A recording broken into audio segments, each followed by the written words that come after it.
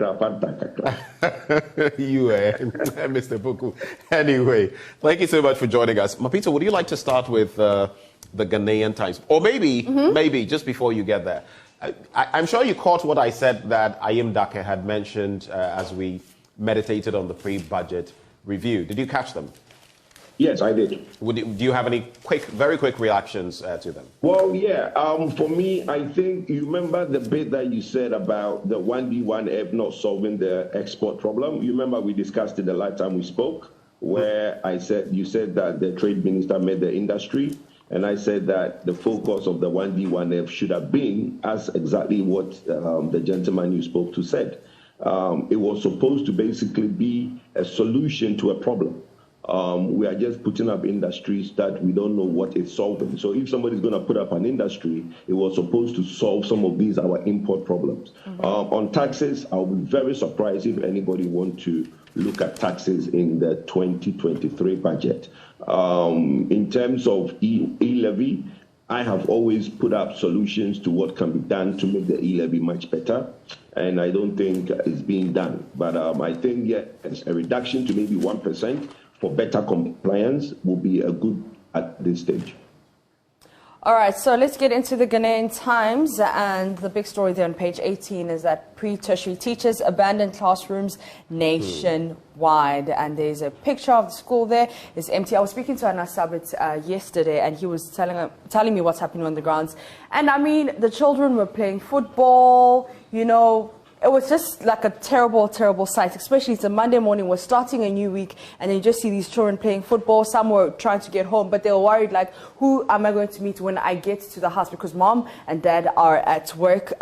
So we hope that problem will be solved. But let's go to page 16. And Ghana committed to increasing share of renewable energy. That is according to President Kwadwo, who has assured the global community of Ghana's full commitment to increasing the country's share of renewable energy in the energy mix. Speaking at the event organized by Bloomberg Philanthropies on the sidelines of COP 27, we'll continue to increase the share of renewable energy in our electricity generation mix, as well as explore the options of hydrogen gas and other clean energy sources to meet our energy needs. According to him, the president, energy transition has become a global responsibility for us all, especially in view of the impact of climate change and the global energy crisis brought forth by the Russian invasion of Ukraine.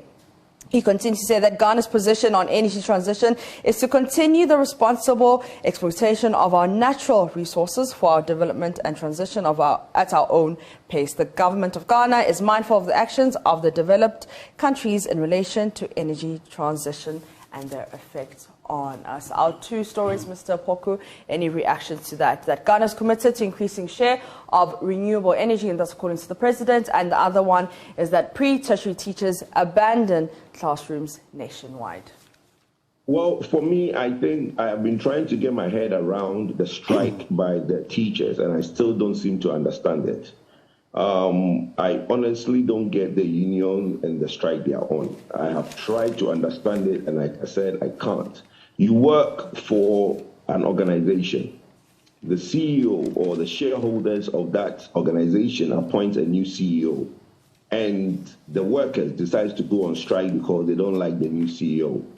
Why?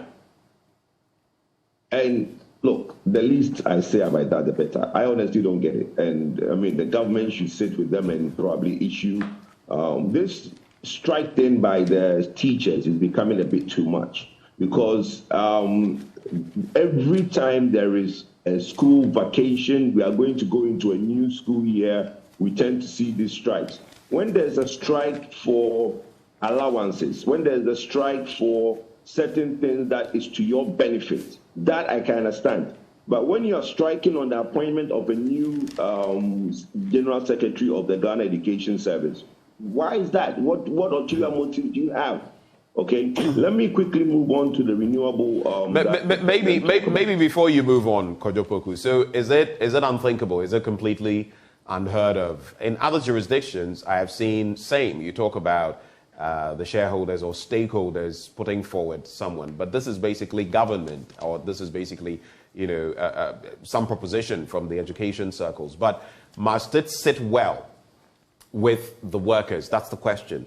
Who are going to work under this person? I mean, it could impact, if they don't agree with him, it could impact his tenure. Then again, we want to look at the fact that all through, there has always been a teacher in that position. So when they say that for the first time we're having something like this and we don't agree with it, are they completely wrong? Yes. The fact that there's always been a teacher and the power that be feel that let's change things up, it doesn't make it, it is not, look, you have a contract of work. Your contract of work gives you certain obligation to your employer.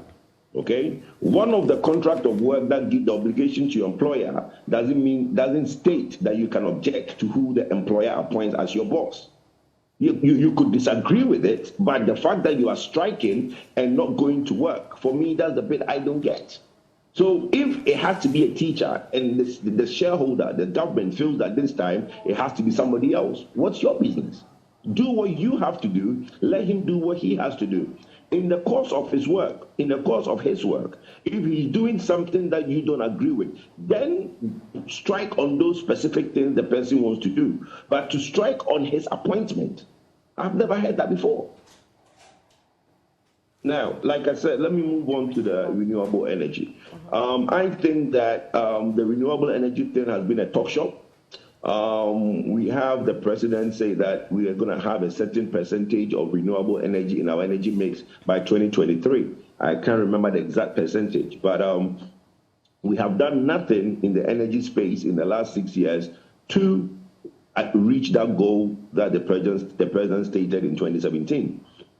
Now, we had the energy transition. The Energy Transition Committee met. They had several meetings, did a cross-country retreats and all that. Then the Energy Transition document came out. Did you see the bill that accompanied the transition bill? Some billions of dollars that we need to achieve our energy transition. And I asked myself, that's not realistic. Okay, so for the energy transition to be realistic, we need to set ourselves goals that we can achieve as a nation. Going to COP27 and asking, like the president did the last time, that the developed nations should do their share of money that they promised did not give it. They're not going to give you any money. They don't have the money to give. Okay, so what we could do is think global and act local. Yeah. What does that mean? It means that the world is doing their bit to save the climate. What can Ghana do? By thinking global, we have the climate change in mind. Locally, what we could do is plant more trees. So we will be a net absorption of CO2. We've had a tree planting drive. I mean, we've had, I think, back to back. We should do more. It's the only cheapest thing we can do. We cannot go and start cutting fossil fuel. We cannot put taxes on fossil fuel companies. In Ghana, we can't afford that. The Germans and the Swedish and all those countries can afford all those talk. We can't afford it. We cannot do it. So the only cheapest thing we can do is to plant trees. That's the only thing. Right. All this talk of trying to change cars to compressed natural gas, all this talk of this, we can't afford it. Look, we can't even afford the basic things in this country, my brother. How do you expect me to now all of a sudden try and invest all these billions of dollars to change the way of life when nobody's giving us that money? There is carbon credits, okay? I have not seen any project in Ghana able to access these carbon credits. So the developed nations talk the talk, but they don't follow up with the act after these meetings. Because I remember when the president spoke the last time, he mentioned in COP26, he mentioned that they promised us so much money that they were going to give help us with the transition that we need to do. And that money never came. They don't intend to give you any money. They don't have the money to give you. Right. Let me just re-echo. So from yesterday, as that meeting in Sharm el-Sheikh, happened, Antonio Guterres, the UN Secretary General, actually said this. I have just warned global leaders at COP27. We are on a highway to climate hell with our foot on the accelerator. Our planet is fast approaching tipping points that will make climate chaos irreversible. We need urgent climate action. That is what he said, and that is what he tweeted as well. I found it interesting, though, even as I get into the daily graphic.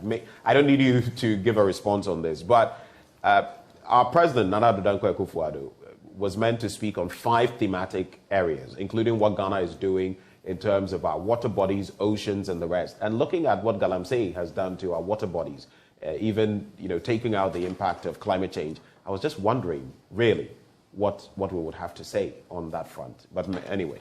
Well, a quick one. In Galamsey, there are 2 types of Galamsey going on in this country. There is the forest cutting Galamsey and then the mineral Galamsey. If you go and see in the Bono area and those forest reserve areas, what is happening in our forest, people cutting down our trees, that Galamsey, you weep. We are all concentrating on the mineral Galamsey, and then we think that is the bad. No, see what they're doing to our forest. We've not lost track of that because, I mean, in recent times, the conversation has also, reared its head when it comes to what even happens, the vegetation, when they, in fact, some information we pick is that some of these people are cutting, corners both ways. So when they take off the timber, they actually process it for sale, okay? They benefit from that, and then they also, destroy the land with mining. So it's a 2-pronged affair. I agree with you.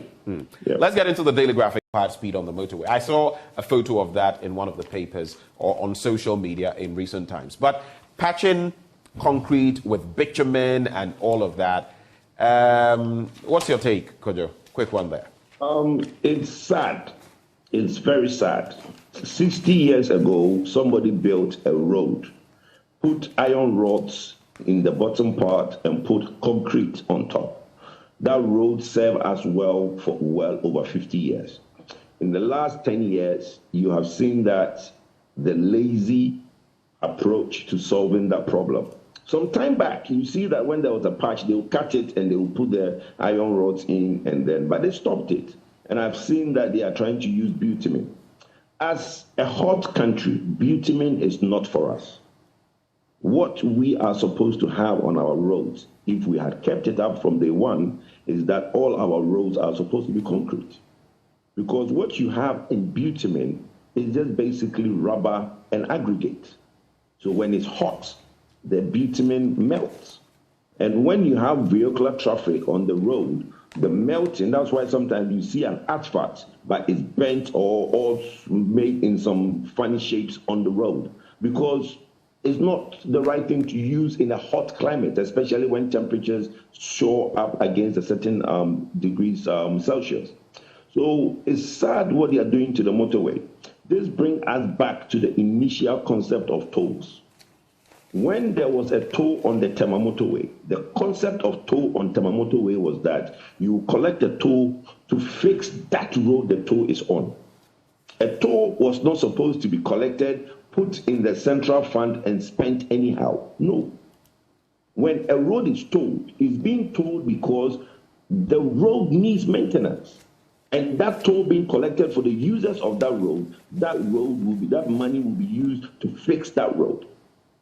We decided to get to a point as a nation where we started even collateralizing our toll receivables and using it for other things and collecting the toll and paying the bank UBA for that money. Okay? So we've lost, look, as a nation, we've really lost our way in a lot of ways.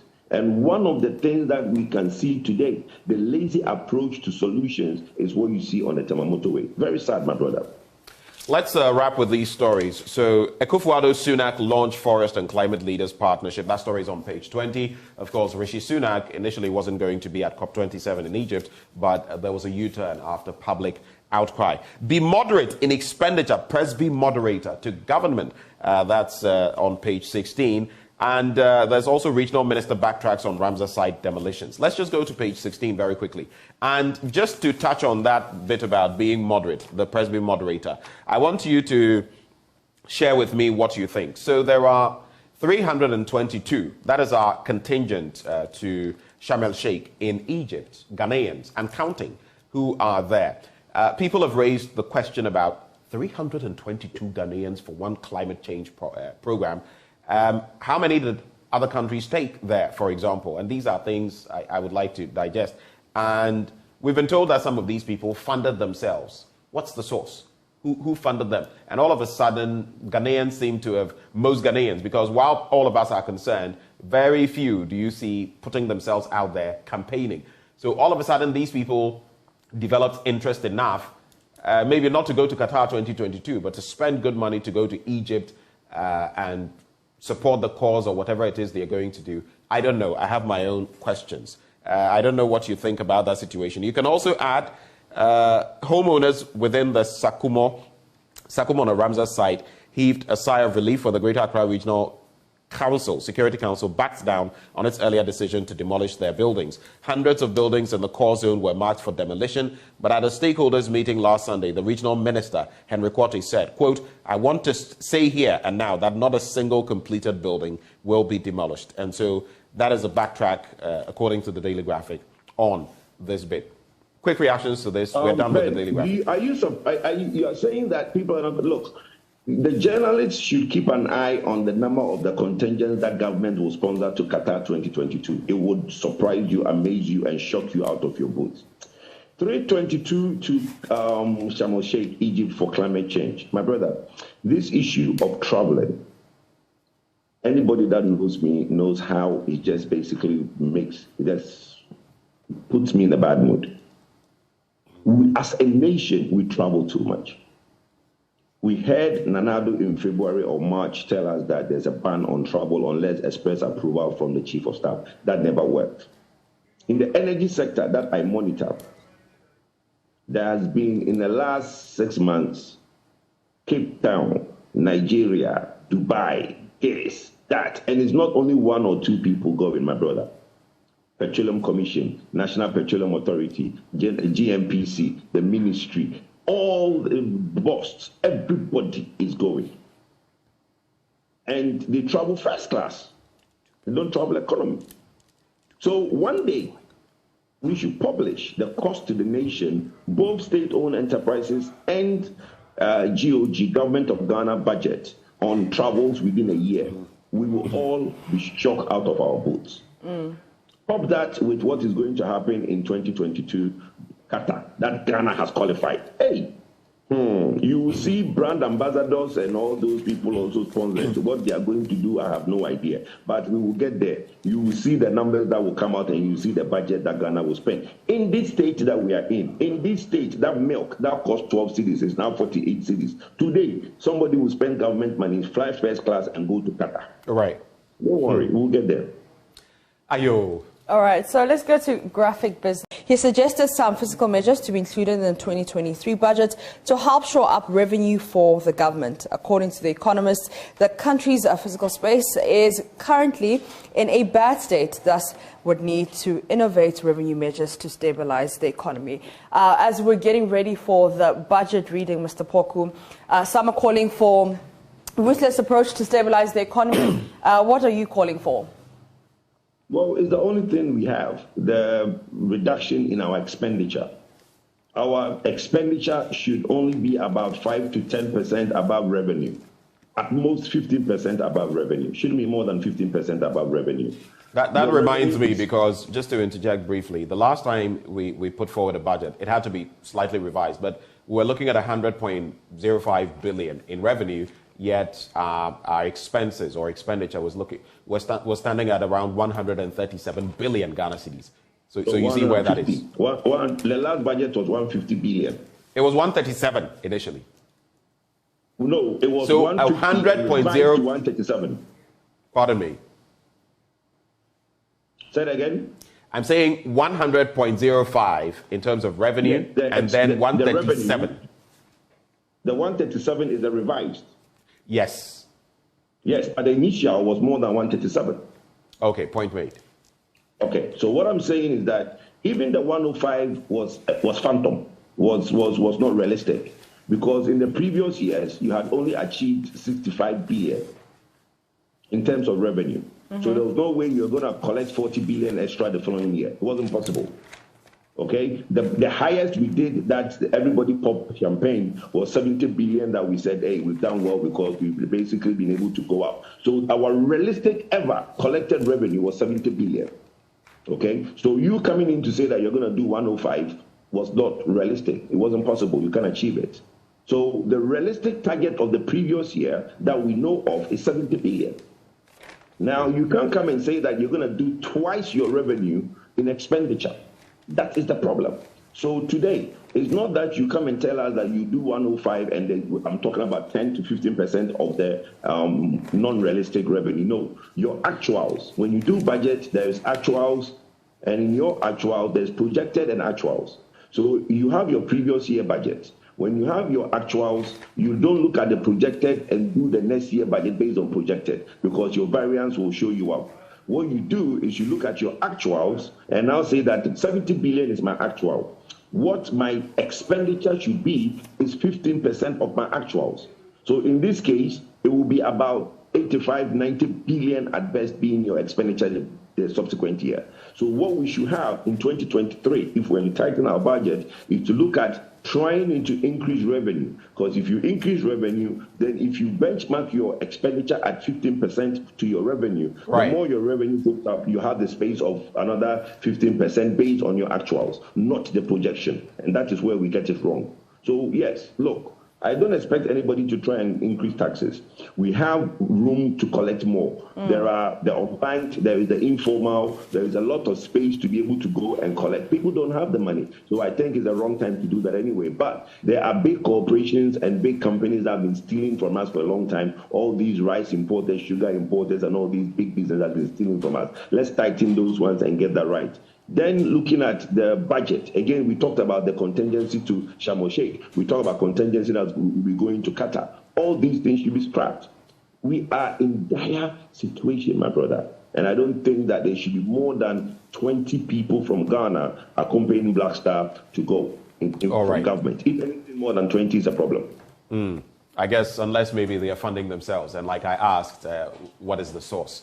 Because sometimes, they are funding themselves. And you find out that we're talking about this place where some rituals have been performed to ban anyone who would want to get into galamsey on that land. But there's also Ghana committed to promoting renewable energy, President Kwadwo.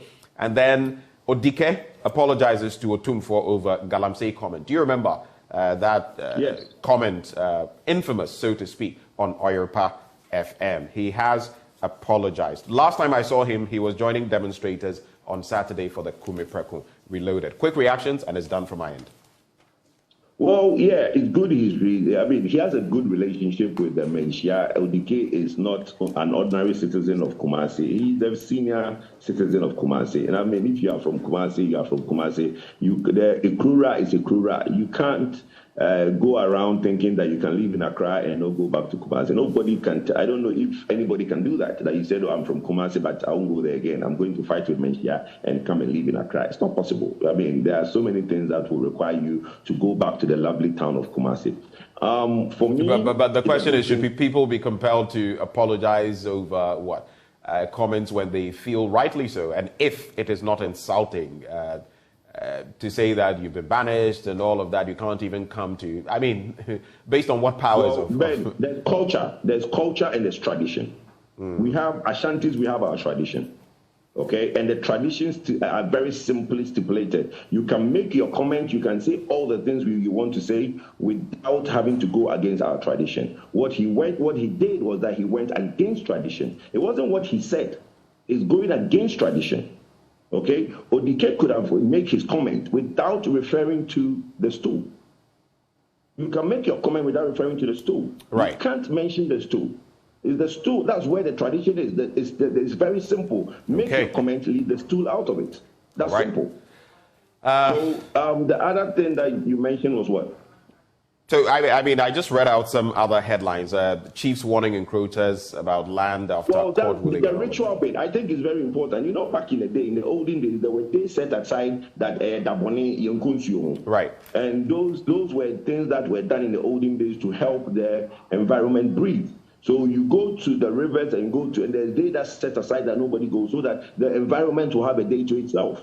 Right? And all these things were said. Today, modern day, because of Christianity and all these things, people don't believe in these things. Oh, there's nothing there, I can go. And people are actually before.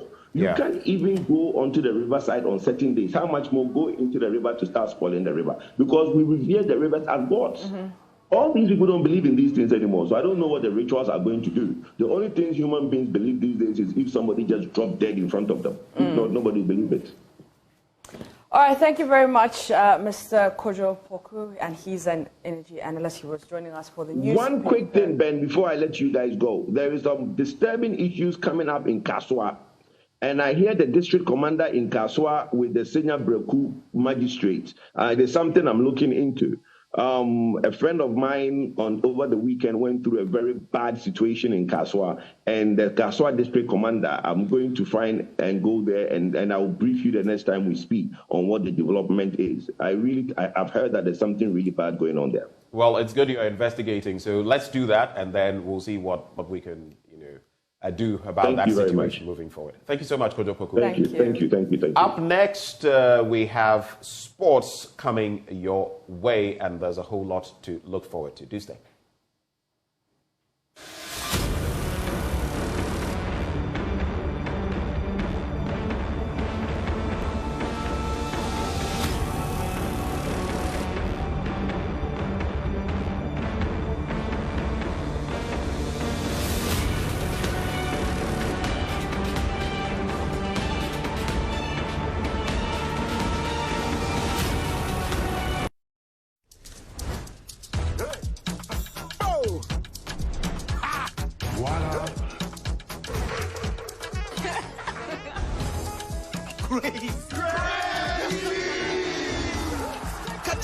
GoTV. Enjoy all 64 games live on GoTV. Get your Go Coder and Plus at 89 Ghana cities. GoTV. Listen and listen close. Something is happening. Football season has begun. NASCO massive promo has begun. NASCO up to 50% discount.